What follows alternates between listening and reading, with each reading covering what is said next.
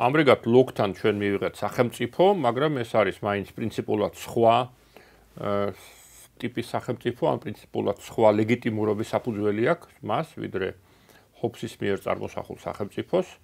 თუ ჰობსის შემთხვევაში ჩვენ მთლიანად გადავცემთ სახელმწიფოს ძალადობის უფლებას, ფაქტიურად მას ვაძლევთ საკუთარ თავზე ძალადობის უფლებას. ლოკის მიხედვით ჩვენ ვაძლევთ გაცილებით უფრო ვიწრო და დაკონკრეტებულ უფლებას, დამნაშავის დასჯის უფლებას. ანუ სახელმწიფო უკვე იმთავითვე შეზღუდულია კონკრეტული ფუნქციით, რომელსაც მას საზოგადოება აძლევს, ანიჭებს, მაგრამ ამავე დროს ჩვენ ვრჩებით თავისუფალი ინდივიდები, თავისუფალი ადამიანები. ოღონდ ეს თავისუფლება რამდენადმე განსხვავებულია, თუ ჩვენ უკვე ვთქვით, რომ ერთმანეთისგან ვანსხვავებთ თავისუფლებას და თვითნებობას და თავისუფლება ეს არის მოქმედება ბუნებითი კანონის ფარგლებში და ანუ გონივრულობის ფარგლებში პრაქტიკულად. სახელმწიფოში ჩვენ შეგვიძლია ვილაპარაკოთ სამოქალაქო თავისუფლებაზე, ანუ თავისუფლებაზე, რომელიც შეზღუდული არა მხოლოდ აი ამ გონებით მიკვლეული ბუნებითი კანონებით, არამედ აგრეთვე სახელმწიფო კანონებით, სახელმწიფოს მიერ მიღებული კანონებით, მე ვიცავ სახელმწიფოს მიღებულ კანონებს, მაგრამ ის კანონებით საბოლოო ჯამში ამ ბუნებითი კანონების დაკონკრეტებაა, ასე ვთქვათ. ის ამ ბუნებითი კანონებისგან მომდინარეობს ლოგიკურად ერთის მხრივ და მეორის მხრივ ის ჩემი მონაწილეობით არის მიღებული, იმიტომ რომ ის მიღებულია პარლამენტის მიერ, რომლის ჩამოყალიბებაში მე მაქვს მონაწილეობა მიღებული. ასე რომ ის კანონი მართალია ის ვიღაცის მიღებულია, ვიღაც ადამიანების მიღებულია, ეს არის პოზიტიური გამომდებლობა, მაგრამ ის არ არის მაინც ჩემთვის სრულიად უცხო, გარეგნული და თავსმოხვეული. ის ისევ ჩემი მონაწილეობით მიღებული და ჩემი ინტერესის დასაცავად მიღებული კანონმდებლობა. ამიტომ ეს სამოქალაქო თავისუფლება არ არის იმ ტიპის შეზღუდვა, რომელიც შელახავს ჩემს თავისუფლებას. რა თქმა უნდა, ის შეიძლება თქვათ მე ჩემში რაღაც უარყოფით ემოციას იწვევდეს იმ თვალსაზრისით, რომ იმავე პარლამენტში ან რაღაც საკრებულოში ჩემი აზრი შეიძლება უმცირესობაში აღმოჩნდეს, მაგრამ და მე თქვათ რაღაც კანონის ფორმულირებას ინდივიდუალურად არ ვეთანხმებოდე და თქვათ რაღაც კოლექტიური ორგანოს მიერ მიღებულ გადაწყვეტილებაში უმცირესობის მხარეს, წაგებულ მხარეს აღმოჩნდე, ამ აზრით მე შეიძლება რაღაც უნდა დავემორჩილო ისეთ კანონს, რომელიც პირადად მე არ მომწონს, მაგრამ მე ვალდებული ვარ მას დავემორჩილო, იმიტომ რომ მთლიანად ეს სისტემა არის რაციონალური და ჩემთვის მისაღები, მაგრამ ეს შეზღუდვა ყოველ შემთხვევაში ლოკის მიხედვით არ არის იმ ზომისა, რომ ჩვენ ვილაპარაკოთ რაღაც პიროვნების თავისუფლების არსებით შელახვაზე. და იმის გამო, რომ აღარ არის ესეთი დრამატული განსხვავება ბუნებით მდგომარეობაზე და სახელმწიფო მდგომარეობას შორის, როგორიც ჰობსის შემთხვევაში იყო, ლოკის შემთხვევაში ვეღარ ვიტყვით, რომ ნებისმიერი ტიპის სახელმწიფო ჯობია ნებისმიერი ტიპის ბუნებით მდგომარეობას. ლოკის, ასე ვთქვათ, იერარქია სხვანაირია, კი, დღევანდელი ტერმინებით რო ვთქვათ, ლიბერალურ დემოკრატიული სახელმწიფო, ადამიანის უფლებების დამცველი სახელმწიფო, რა თქმა უნდა, ჯობია ბუნებით მდგომარეობაში ცხოვრებას, მაგრამ დესპოტური სახელმწიფო უარესია ვიდრე ბუნებით მდგომარეობაში ცხოვრება, დესპოტურ სახელმწიფოში ცხოვრებას ჯობია ბუნებით მდგომარეობაში ცხოვრება, იმიტომ რომ ბუნებით მდგომარეობაში მე მაქვს რაღაც მექანიზმები, არასრულყოფილი, არასაკმაოდ ეფექტური, მაგრამ რაღაც მექანიზმები საკუთარი უფლებების დასაცავად,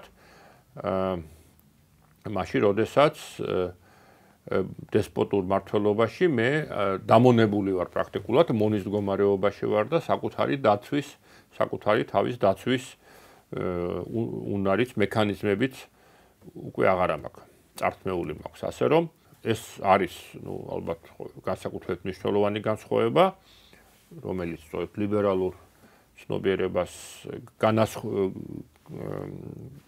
განასხვავებს, თქვათ, არალიბერალური შეხედულების გარო, სახელმწიფო მართალია არის სიკეთე და სახელმწიფო მდგომარეობა ჯობია, ვთქვათ, ანარქიულ მდგომარეობას, მაგრამ ეს ყოველთვის ასე არ არის. შეიძლება წარმოვიდგინოთ ისეთი დესპოტური სახელმწიფო, რომელზეც, ვიტყვით, რომ აი ჯობია საერთოდ არ იყოს სახელმწიფო და საერთოდ ბუნებით მდგომარეობაში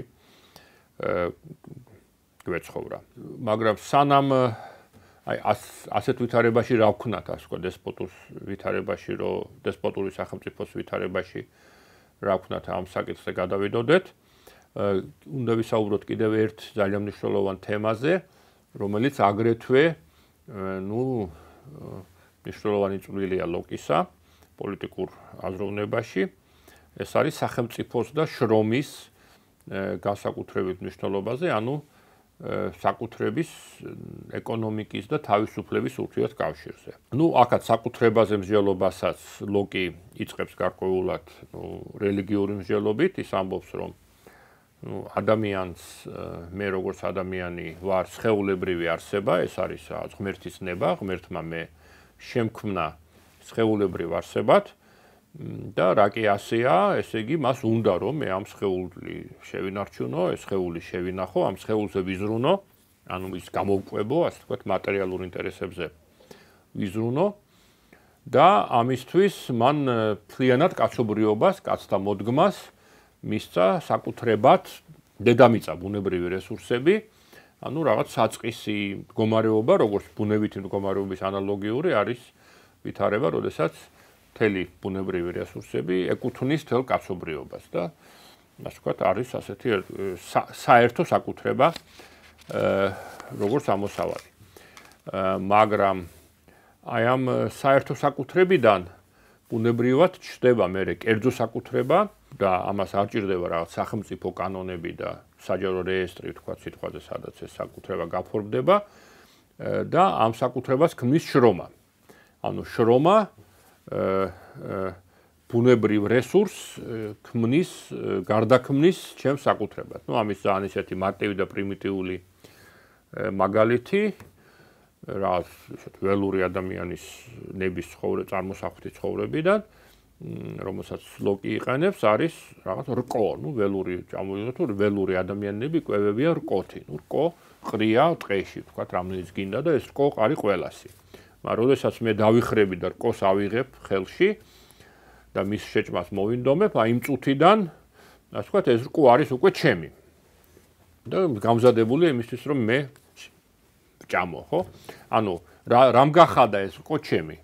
ეს რკო გახადა ჩემმა ძალისხმევამ, რომ მე ის დავინახე, დავიხარე, ხელი მოვკვიდე და ავწიე. ეს რაღაც ელემენტარული შრომითი აქტია, ხო? რაღაცა გავაკეთე იმისათვის, რომ რკო გახდეს ჩემი და ამ თვალსაზრისით, არავინ არ შემედავება მე, რომ ეს რკო მართლაც ჩემი, იმიტომ რომ მე პირველმა დავინახე და ავიღე. ცხადია ეს პრიმიტიული და მარტივი მაგალითია, უფრო მნიშვნელოვანი ადამიანისთვის არის მიწა და მიწაზე საკუთრება და აქაც რა ქმნის მიწაზე საკუთრებას? მიწაზე საკუთრებას ქმნის მისი დამუშავება. მე თუ რაღაც შემოვფარგლე რაღაც მიწის ნაკვეთი და ის დავამუშავე, მასში შრომა ჩავდე, ამით მოსავალიც ჩემი ხდება, ის მოსავალი, რომელიც ცხადია შედგება ერთის მხრივ შრომისაგან და მეორეს მხრივ მიწის რესურსისგან, რომელიც აი ამ თესლს გადააქცევს ნაყოფად. აი ეს ჩემი ჩადებული მიწაში ჩადებული შრომა ქმნის საკუთრებას. ამის შემდეგ ეს ხდება ჩემი. და ლოკს შეგვიძლია ეჭვი გაგვიჩნდეს, რომ ხომ არ გამოიწვევს საკუთრება კონფლიქტს, იმიტომ რომ სხვასაც მოუნდება შეიძლება მიწის დამუშავება, იმ მიწის ნაკვეთის დამუშავება, ლოკი უფრო ოპტიმისტურად არის განწყობილი, ის თვლის, რომ ეს არ გამოიწვევს კონფლიქტს, ზოგიერთი ფიქრობს, რომ მას გარკვეული ცოდნა ქონდა ამერიკის კოლონიებზე, უკვე ამერიკის დასახლება იყო დაწყებული ინგლისელების მიერ და აი იქ როგორც ყველასათვის საკმარისი მიწა იყო, ასე ვთქვათ, ასევე მსოფლიოში. პრინციპში საკმარისი მიწა იმისათვის, რომ ყველა გამოკვებოს, ასე რომ რესურსი არის საკმარისი მთელი კაცობრიობისთვის და მეორეს მხრივ, რაც ასევე ძალიან მნიშვნელოვანი არის მოხმარების ბუნებრივი საზღვარი. ერთ ადამიანს სჭირდება იმდენი, რაცაც თვითონ და მისი ოჯახის წევრები შეჭამენ და ზედმეტი უბრალოდ არ სჭირდება. ნუ შეიძლება მოიყვანო თქვა შენს ნაკვეთზე ამდენი პური ან კარტოფილი ან ქლიევი ან პომიდორი და ასე შემდეგ და თუ იმას ვერ შეჭამ, ან რაღაც მეცხოველეობაში მიყო ხელი და რაღაც ხორცი მოიპოვო რაღაც რაოდენობით, მაგრამ იმდენის შრომის ჩადებას აქვს აზრი და შესაბამისად იმდენი საკუთრების ქონა აქვს აზრი, რამდენსაც შენ მოიხმარ. იმიტომ რომ დანარჩენი გაფუჭდება უბრალოდ და ვთქვათ არავითარი აზრი არ აქვს რომ მოიყვანო რაღაც 5 ტონა კარტოფილი, ვთქვათ ერთ ოჯახზე, იმიტომ რომ დანარჩენი დალპება, რაცაც ვერ შეჭამ. ამიტომ აი ეს ბუნებრივი საზღვარი მოხმარებისა უზრუნველყოფს იმას, რომ არ ჩდება კონფლიქტები ადამიანებს შორის, არ არის აუცილებელი რომ გაჩნდეს კონფლიქტები ადამიანებს შორის, თუნდაც ბუნებით მდგომარეობაში. ადამიანები, რა თქმა უნდა, შეუძლიათ მათ რაღაც თავისი ნამეტი გაცვალონ, თქვათ კარტოფილი გაცვალონ პომიდორში, ან იმით იყიდონ, თქვათ მარილი, ან რაღაც ასეთი. მაგრამ ესეც ასეთი ბუნებრივი გაცვლის პირობებში მაინც არ ლახავს, არ აუქმებს იმ პრინციპს, რომ ნუ არსებობს რაღაც მოხმარების ბუნებრივი საზღვარი, რომლის იქითაც აღარა აქვს მომხვეჭელობას აზრი. ამიტომ კონფლიქტები არ იქმნება და შეიძლება ითქვას, რომ აი ეკონომიკა, რაღაც გარკვეული საკუთრების ინსტიტუტი და გაცვლის ინსტიტუტი, რასაც ბაზარს ვეძახით, ასევე ლოგიკურად წინ უსწრებს სახელმწიფოს. ჯერ ჩდება საკუთრება და ბაზარი და შემდეგ ჩდება სახელმწიფო. მაგრამ ნუ სახელმწიფოს გაჩენას აქვს ეკონომიკური საფუძვლებიც, რაც უკავშირდება ფულის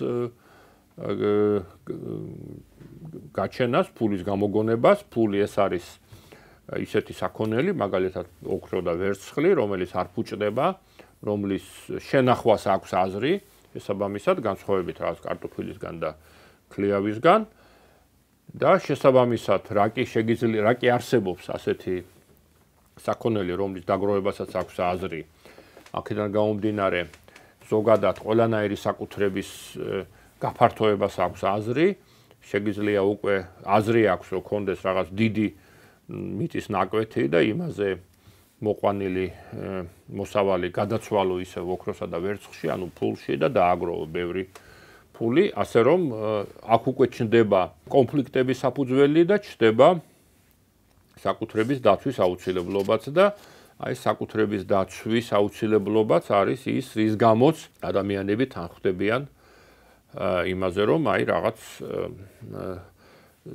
შეიქმნას სახელმწიფო როგორც საკუთრების დაცვის ინსტიტუტი, ასე რომ საკუთრების დაცვა არის ერთ-ერთი აუცილებელი ფუნქცია სახელმწიფოსი და ხშირად აი როდესაც ლოკის თეორიაზე ამბობენ, სწორედ ამ მომენტს უსვამენ ხაზს, რომ სახელმწიფო განსაკუთრებით მნიშვნელოვანი ფუნქცია სწორედ ეს არის რაღაც ორგანიზაციები საკუთრების დასაცავად და ამასთან დაკავშირებით შეგვიძლია ვთქვათ, რომ ლოკი არის სწორედ ერთ-ერთი აზრი, რომლის დამკვიდრება ლოკთან არის დაკავშირებული, ეს არის საკუთრების და თავისუფლების იდეების დაკავშირება, რომ იმისათვის, რომ ადამიანი იყოს თავისუფალი, ეს არ არის საკმარისი მხოლოდ რაღაც თეორიულად ვაღიაროთ, რომ ის არის თავისუფალი, მას უნდა კონდეს საკუთარ თავზე ზრუნვის საშუალება, ხოლო ასეთ საშუალებას იძლევა საკუთრება, ასე რომ საკუთრების დაცვა არის აუცილებელი წინაპირობა ადამიანის თავისუფლების დაცვისა. მოკლედ, რომ შევაჯამოთ, ლოკი აფუძნებს სახელმწიფოს, მაგრამ სახელმწიფოს აფუძნებს ძალიან განსხვავებით ჰობსისაგან, ანუ მას აფუძნებს კონკრეტული ფუნქციების ჩამოთვლით, რომელთაც გადაწყვეტს საზოგადოება, ანუ საზოგადოებრივი ხელშეკრულების შინაარსი არის შეთანხმება არა მხოლოდ იმაზე, რომ სახელმწიფო ზოგადად არსებობდეს, არამედ რა ფუნქციები უნდა მივანიჭოს საზოგადოებამ სახელმწიფოს, რა უნდა დავაკისროთ და რა არ დავაკისროთ. და პრაქტიკულად ეს არის საკითხის ის დაყენება, რომელიც დღესაც ძალაშია, დღესაც კამათი თქვათ მემარჯვენეებს და მემარცხენეებს შორის არის იმაზე, რა უნდა დავაკისროთ სახელმწიფოს, რა უნდა იყოს სახელმწიფოს საქმე და რა არ უნდა იყოს სახელმწიფოს საქმე და ეს არის ჩვენი გადასაწყვეტი. ნუ ამაზრით საზოგადოებრივი ხელშეკრულება ეს არ არის რაღაც მითოლოგიური დოკუმენტი, რომელიც ველურებმა სადღაც დღეში დადეს, ფაქტიურად საზოგადოებრივი ხელშეკრულება იგივეა, რასაც დღეს კონსტიტუციას ვეძახით. კონსტიტუცია თავის შინაარსით ნიშნავს სახელმწიფოს დაფუძნებას, ხო? სახელმწიფოს დაფუძნების დოკუმენტს და ძირითადი შინაარსი კონსტიტუციისა არის იმის ჩამოთვლა, რა არის სახელმწიფოს ფუნქცია და როგორ უნდა განახორციელოს სახელმწიფომ ეს კონკრეტული ფუნქციები და უფლებამოსილებები. ნუ ამასთან დაკავშირებით, რა თქმა უნდა, რადგან სხვადასხვა ფუნქცია აქვს სახელმწიფოს, ამიტომ შეიძლება ეს ფუნქციები, შეიძლება კი არა, ეს ფუნქციები უნდა განახორციელოს თვითონ სახელმწიფოს სხვადასხვა ორგანოებმა, რომ ლოგთან გვაქვს და ამას ქვია ძალაუფლების განაწილება, ძალაუფლების გამიჯვნა. ნუ ჩანასახოვანი სახით ლოგს უკვე აქვს ამაზე რეფლექსიაც, ამაზე მსჯელობაც. ის გამოყოფს თქვათ, ნუ სამ ძირითად ფუნქციას სახელმწიფოს. ერთი ეს არის წესების შემუშავება, რასაც აკეთებს საკანონმდებლო ორგანო, ანუ პარლამენტი. ეს არის აი ამ წესების აღსრულება და ამ შემთხვევაში ის გულისხმობს პირველ რიგში რაღაც დამნაშავის დასჯას და ასე ვთქვათ, წესრიგის დაცვას და მესამე და ამას აკეთებს აღმასრულებელი ხელისუფლება. ნუ იგულისხმება ლოგის დროს იგულისხმებოდა რომ ეს იყო მეფე, აღმასრულებელი ხელისუფლება, რომელიც ამ პარლამენტის მიღებულ კანონებს აღასრულებს, მაგრამ ნუ დღეს შეიძლება ეს იყოს პარლამენტის, რა ქვია, პრეზიდენტის ან პრემიერ-მინისტრის ხელმძღვანელობით არსებული აღმასრულებელი ხელისუფლება, ცალკე გამოყოფს ის ეგრეთ წოდებულ ფედერალურ ხელისუფლებას, რომელიც ზრუნავს გარემმტერთან ბრძოლაზე, მაგრამ ნუ დღეს რა თქმა უნდა ეს თავდაცვის ფუნქცია, რომელსაც აღმასრულებელი ხელისუფლების შიგნით მოვიაზრებთ, მაგრამ ეს არ არის მთავარი, ეს უკვე დეტალებია, მთავარია თვითონ ძალაუფლების გამიჯვნის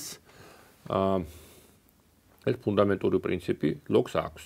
და ბოლოს ძალიან მნიშვნელოვანი, რაც ლოგმა შეიმუშავა და მისი წიგნის სულ ბოლოს არის ჩამოყალიბებული, ეს არის ძალაუფლების, ასე ვთქვათ, შეწყვეტის უფლება, შეჩერების უფლება, რაც უკავშირდება სწორედ დესპოტურ ძალაუფლებას, შეიძლება ადამიანები აღმოჩნდნენ დესპოტურ ძალაუფლებაში, შეიძლება ხელისუფლებამ გადაამეტოს იმ უფლებამოსილებას, რაც მას საზოგადოებამ მიანიჭა, ან რაც რაციონალურია რომ მას ჰქონდეს და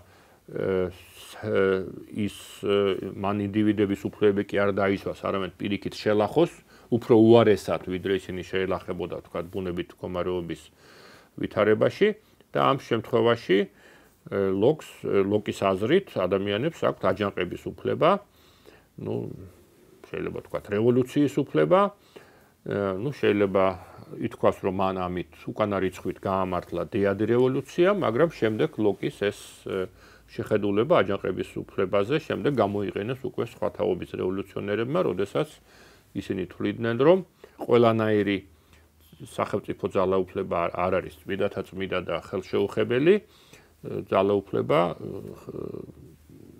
საზოგადო სიკეთის მომტანია, მხოლოდ ხელშეუხებელია, მხოლოდ თუ მას საზოგადო სიკეთე მოაქვს, თუ ის იცავს ადამიანის ინტერესებს, თუ ის არ იცავს ადამიანის ინტერესებს, მაშინ მას შეიძლება დაუპირისპირდე და ადამიანებს აქვთ აჯანყების უფლება. ნუ რა თქმა უნდა, ეს ვერ იქნება რაღაც ცალკეული